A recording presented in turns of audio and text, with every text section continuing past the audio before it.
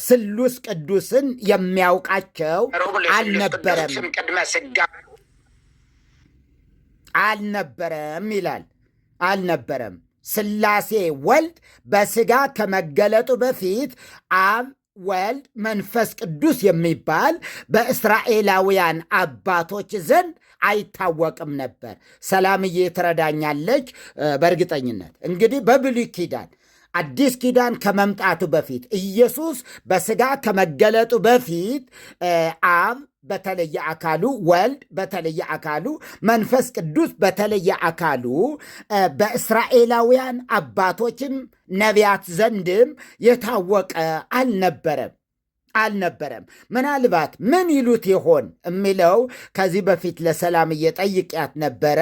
አስታውሳለሁ፣ ተጠያይቀን ነበረ። ዘፍጥረት 1:26 ላይ ንግበር ሰብአ በአርአያነ ወበአምሳሊነ፣ ሰውን በመልካችን እንደ ምሳሌአችን እንፍጠር የሚለው ቃል እንፍጠር፣ እንደ ምሳሌአችን፣ በመልካችን የሚሉ ቃላቶች እስራኤላውያኑ ዛሬም ያሉ ሰዎች ራባዎቹ እንዴት ይረዱታል? ሥላሴ ብለው ወይስ ኤሎሂም ብለው?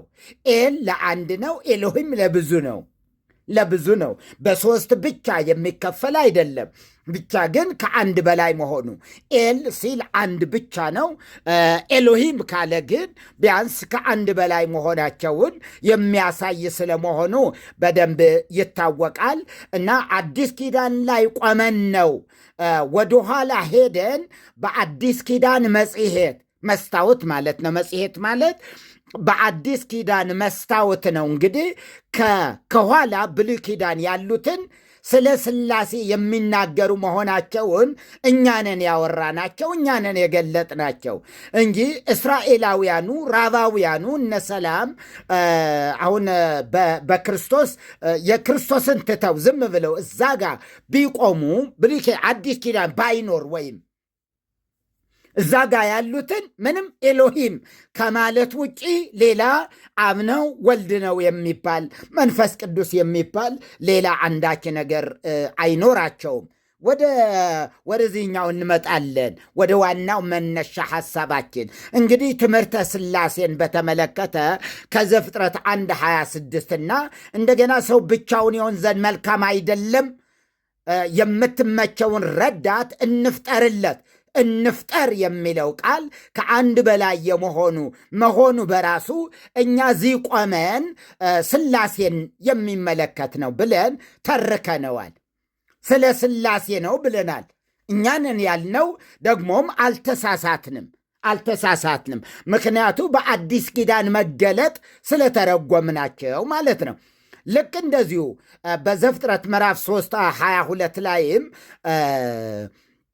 አዳም ኮነ ከመ አሐዱ እምኔነ፣ አዳም ከኛ እንደ አንዱ ሆነ ሲል ተናጋሪው እግዚአብሔር ነው፣ ግን ከኛ እንደ አንዱ ሆነ ሲል ለነዛ ለራባውያኑ ዛሬም ላሉ ሁሉ ለጠቅላላ እስራኤላውያን ምዕመናን በሙሉ ይህንን ጥቅስ በሚያነቡበት ጊዜ ምን ይሰማቸዋል?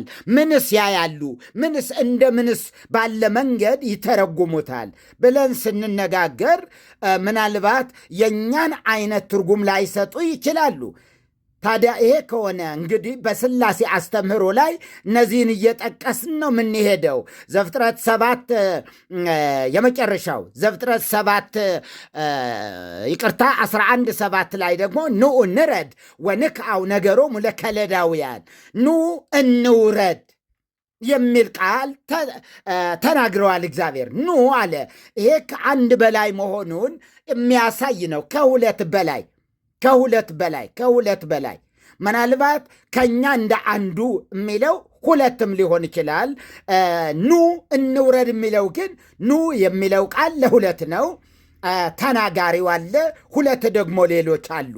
ና እንውረድ ቢል ሁለት ናቸው፣ ተናጋሪና የሚነገርለት። አሁን ግን ኑ እንውረድ ሲል ከአንድ በላይ አንድ ተናጋሪ ለሁለት ሰዎች እያሳሰባቸው እንዳለ ያሳያል። ምን ብሎ እንውረድ?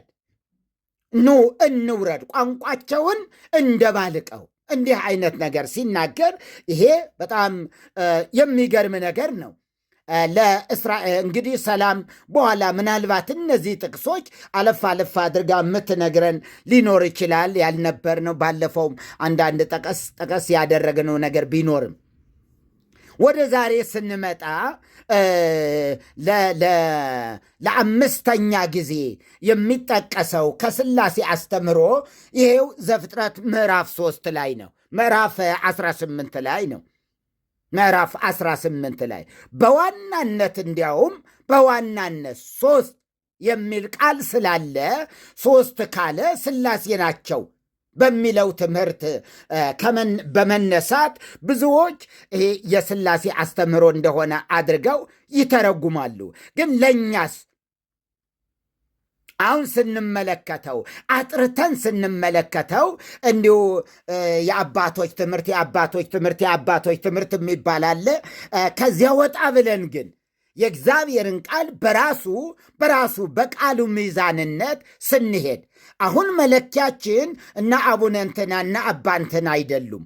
ማለት አትናቴዎስ ምን አለው፣ ጎርጎርዮስ ዘእንዚናዙ ምን አለ ስለዚህ ጥቅስ የሚባል አለ። ግን ለእኛ ደግሞ መለኮታዊ መርህ ያለው ቃሉ ነው። ቃሉ በራሱ ይፈተዋል። ማይፈታ ነገር ቢኖር እንኳ ማለት ነው ምስጢሩ ለእግዚአብሔር የሆነ ነገር የምንተወው ሊኖር ይችላል እንጂ የሆነ ሰዎች ያሉትን ይዘን የምንከተለው ነገር ላይኖር ይችላል። ሊያስከደን የሚችል ነገር ከሆነ ደግሞ እንቀበለዋለን ማለት ነው። ታዲያ ዘፍጥረት 18ን ሥላሴን የሚመለከት ነው ወይ? ስለ ሥላሴ ይናገራል ወይ ብለን ብንል ምናልባት ከሥላሴ ጋር ምንም አይነት ግንኙነት እንዳለው ስለ 3 እኩል ስልጣን እኩል ነገር እንዳላቸው አድርጎ የሚያወራ አይደለም ክፍሉ እንደዛ አይልም። ምክንያቱም የሆነ የነጠላቸው ደግሞ አሉ። የታዩ 3 ሰዎች ናቸው። 3 ናቸው። ዘፍጥረት እንግዲህ ሰላምዬ አንብበዋለች። በዕብራይስጡ ተነቦልናል። በመጠኑም ቢሆን ትርጓሜውም ቢሆን አይተነዋል። ስለዚህ ዘፍጥረት 18:1 ላይ በቀትር ጊዜ እርሱ በድንኳን ደጃፍ ተቀምጦ ሳለ ማን? አብርሃም እግዚአብሔር በመምሬ የአድባር ዛፍ ተገለጠለት። መምሬ በሚባለው ዛፍ ስር ልክ ዋርካ እንደማለት እንደዛ አይነት መምሬ፣ ይሄ የዛፉ ስም ነው። ግዕዙ እንደዛ ነው የሚለው። በዚህ በዕፀ መምሬ ይለዋልና በዚያ ዛፍ ስር እግዚአብሔር ተገለጠለት። የተገለጠለት እግዚአብሔር ነው። ምን አለ ቃሉ? እግዚአብሔር ተገለጠለት። ዓይኑንም አነሳና እነሆ 3 ሰዎች በፊቱ ቆመው አየ። አልተንቀሳቀሰም፣ የትም አልሄደም። ግን እዚያው እንዳለ እግዚአብሔር ተገለጠለት። ዓይኖቹን ሲከፍትለት ስንት አየ? 3 ሰዎች በፊቱ ቆመው አየ ነው። ባያቸው ጊዜ ሊቀበላቸው ከድንኳኑ ደጃፍ ተነስቶ ሮጠ፣ ወደ ምድርም ሰገደ፣ እንዲህ ማለት አቤቱ አሁን ለእግዚአብሔር የሚሰጡ ሰዎች ይሄ ሥላሴ ነው የሚሉበት ምክንያት የተገለጠለት እግዚአብሔር ነው። 3 ሰዎችን አየ፣ ሊቀበላቸው ሄደ። ከዚያ ሲናገር ግን አቤቱ በፊት ሞገስን አግኝቼ እንደሆነ ባሪያህን አትለፈኝ ብዬ እለምንሃለሁ አለ። ባሪያህን አትለፈኝ። አቤቱ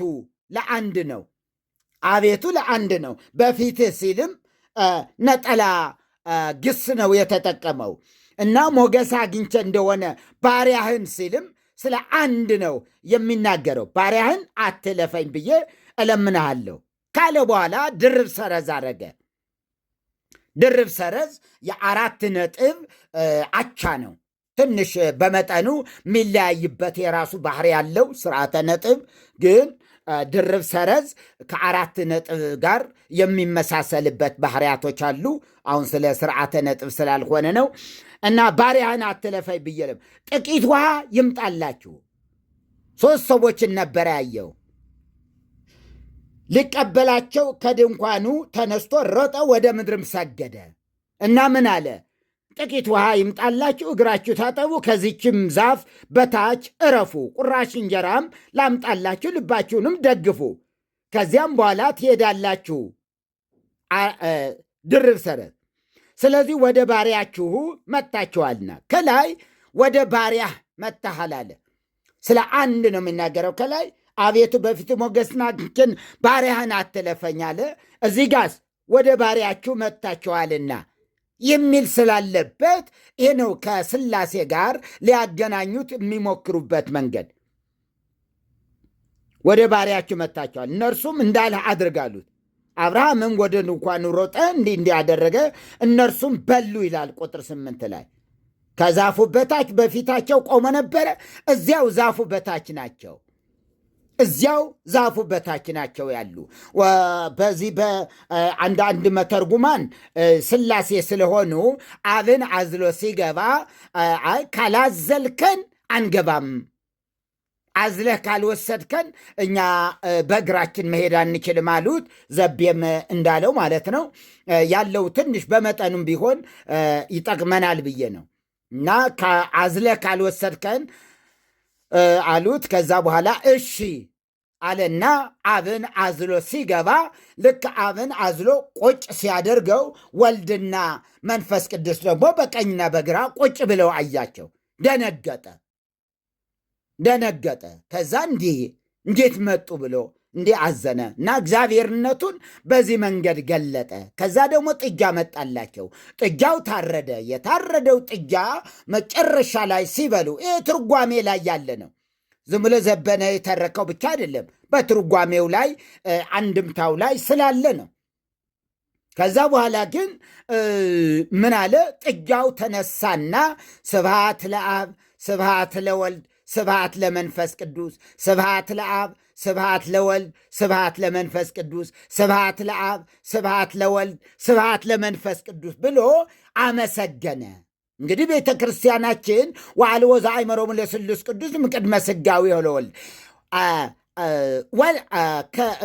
ወልድ ሰው ከመሆኑ በፊት ስላሴን ያወቃቸው የተናገረባቸው ማንም የለም ብላ፣ ጥጃው ግን ምስጋና ለአብ ምስጋና ለወልድ ምስጋና ለመንፈስ ቅዱስ ይገባል ብሎ የታረደው የበሉት ጥጃ ተነስቶ እንዲህ አለ ቢባል እንኳ ይሄ ከዚህ አስተምህሮ ማራቅ አለብን ማለት ነው። እንግዲያስ ይሄ ነገር በሚገባ እንደ እግዚአብሔር ቃል በእግዚአብሔር ቃል ስንፈትሸው ሌላ ነው። ምንም አይነት ሶስት ስላሴ እንዳሉ አናይም። ምክንያቱስ ይነጣጠላሉ። በስላሴ ዘንድ መነጣጠል የለም፣ መለያየት ብሎ ነገር የለም።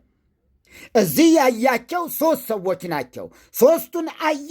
ከዛስ ካየ በኋላ ግን ምዕራፍ ቁጥር 16 ላይ ሰዎቹም ከዚያ ተነስተው ወደ ሰዶም አቀኑ ይለናል።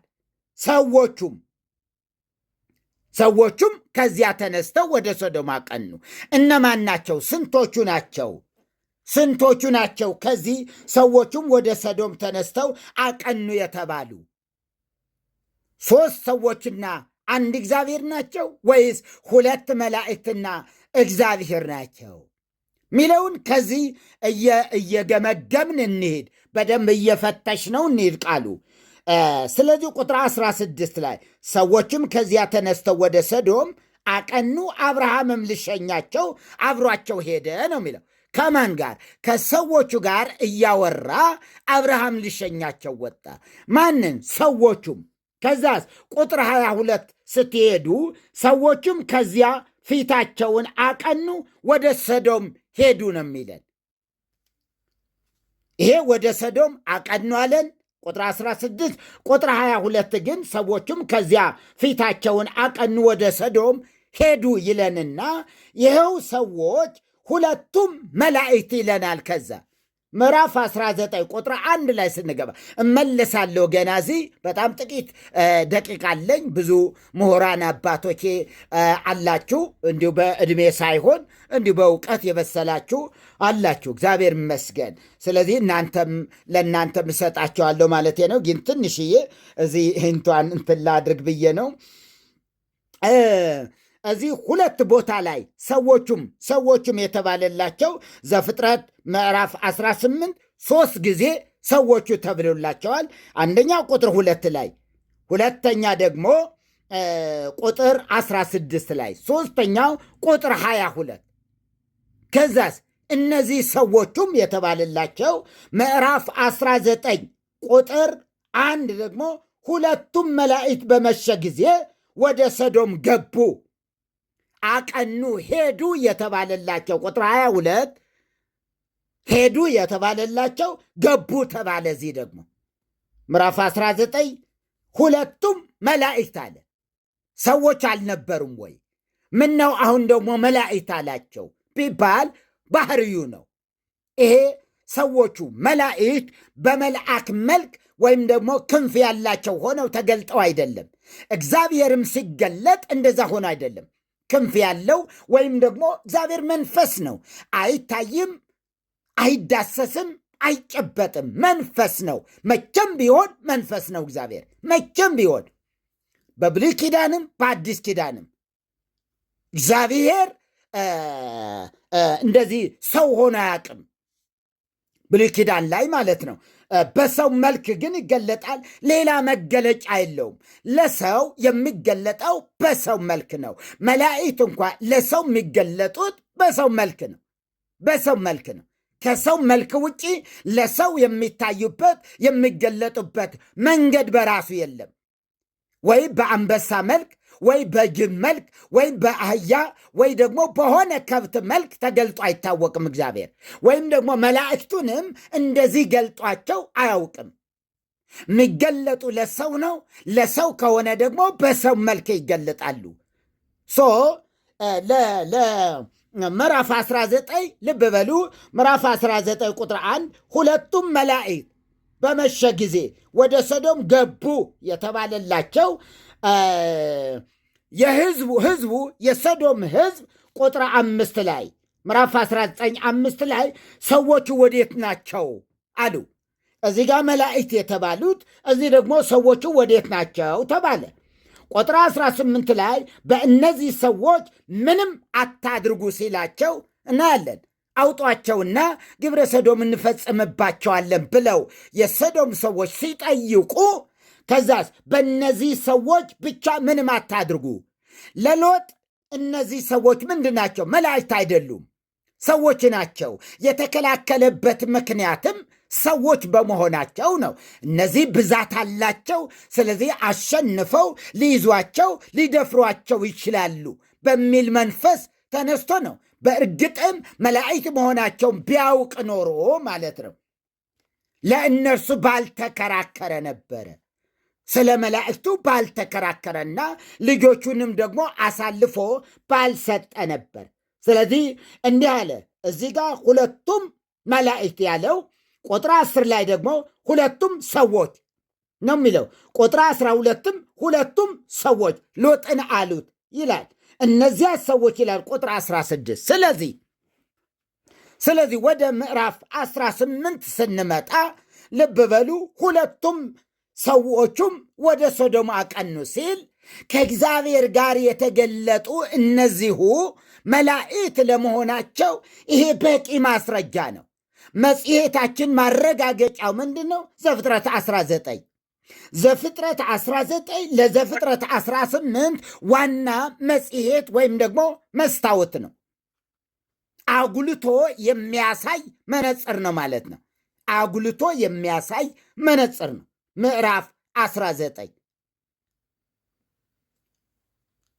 ስለዚህ እግዚአብሔር ወደ ቤታቸው እንደገባ እውነት ነው። ወደ አብርሃም ከአብርሃም ጋር እንደተገናኘ እውነት ነው።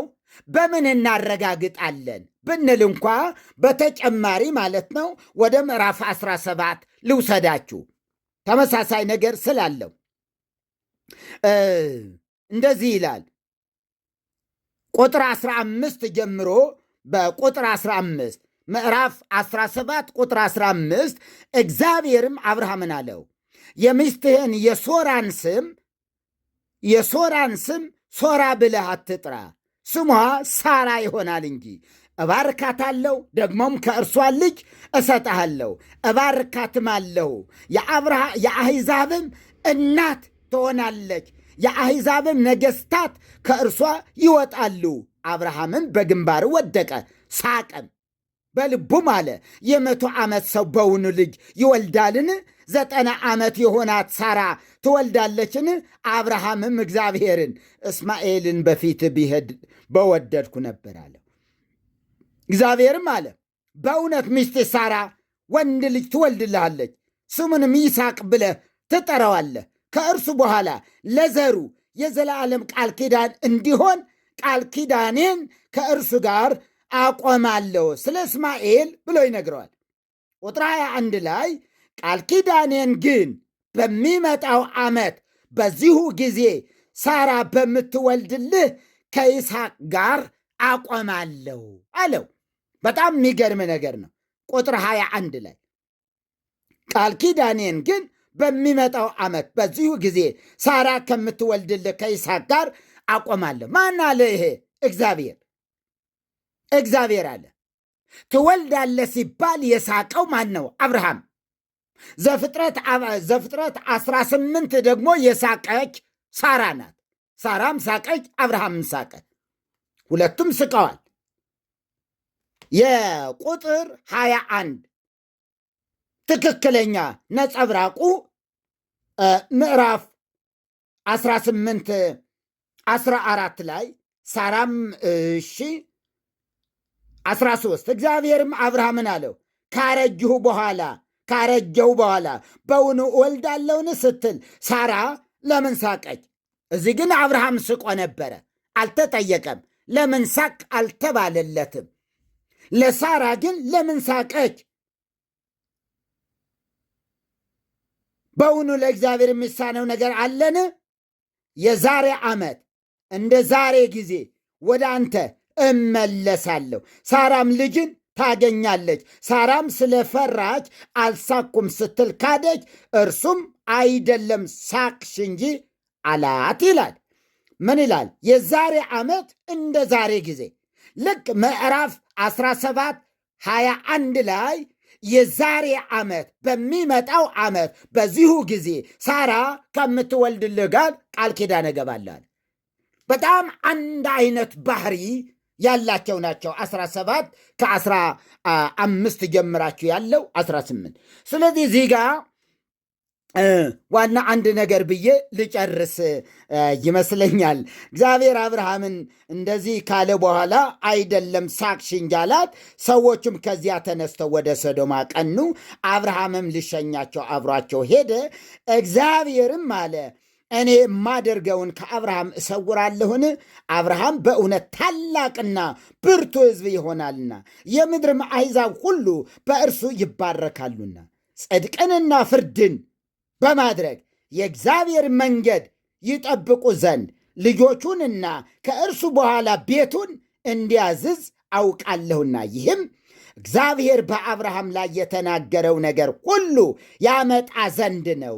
እግዚአብሔርም አለ የሰዶምና የጎሞራ ጩኸት እጅግ በዝቶአልና ኃጢአታቸውም እጅግ ከብዳለችና እንግዲህስ ወደ እኔ እንደመጣች እንደ ጩኸቷ አደርገው እንደሆነ ወርጄ አያለው፣ እርሱም ባይሆን አውቃለሁ አለ እግዚአብሔር። አሁን ሁለቱም ሰዎች አቀኑ ብሎ ስለሚሄድ ሁለቱ ሰዎች የተባሉ ደግሞ አንድ ጊዜ ሰዎች አንድ ጊዜ መላእክት እያለ ይናገር ስለነበረ ስላለም ደግሞ ስለዚህ ሥላሴ አይደለም ማለት ነው። እዚህ ጋር የተገለጠ አንድ እግዚአብሔር ነው። እኩል በሆነ ስልጣን እኩል በሆነ ነገር አይደለም የታየው። ይሄ አንዳንድ ጊዜ ልማድ አለ። ለምሳሌ 3 ሰዎች እንግዶች ሆነው ቢገቡ እንጀራ ይምጣላችሁ ቢባል አንዱ ከ3ቱ አንዱ አይ በልተን ነው የመጣ ነው በልተናል ቢል የተናገረው አንዱ ነው፣ ግን 3ቱም እንደ በሉ ተደርጎ ሊቆጠር ይችላል። ተናጋሪው አንድ ነው። ሌሎቹ አብረው ከዚሁ ጋር አብረው ነው እንትን የሚሉ እሺ ካሉም ለሁሉም ይሆናል።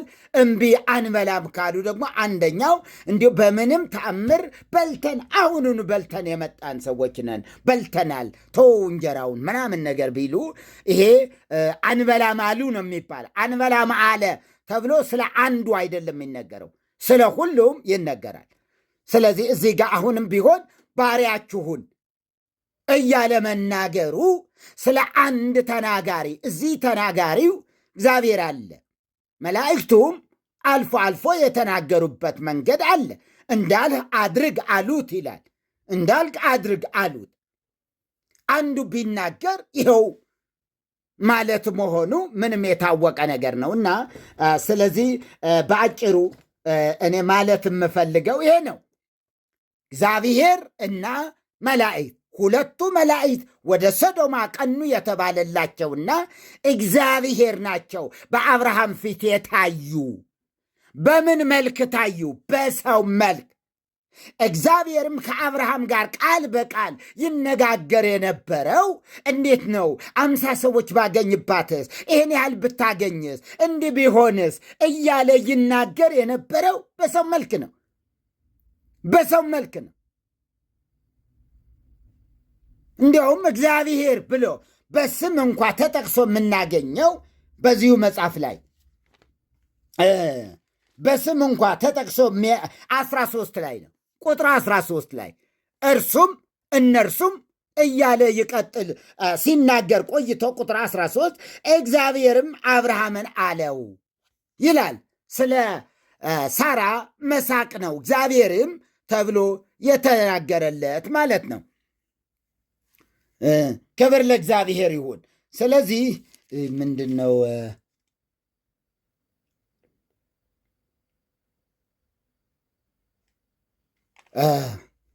ይሄን ይመስላል። ይሄን እንትን ላድርግና ተመልሰንም እንመጣበታለን። በተረፈ ግን ለሌሎች ምሁራን ደግሞ መስጠት ስላለብኝ እግዚአብሔር ይመስገን። ይሄን ይመስላል። እግዚአብሔር ይባርካችሁ። ሁለቱም መላእክት፣ ሁለቱም ሰዎች ደጋግሞ የት ምዕላድ ነው። ም ማለት ሁለቱም ሁለት ሰዎች አላለም። ሁለት መላእክት አላለም። ሁለቱም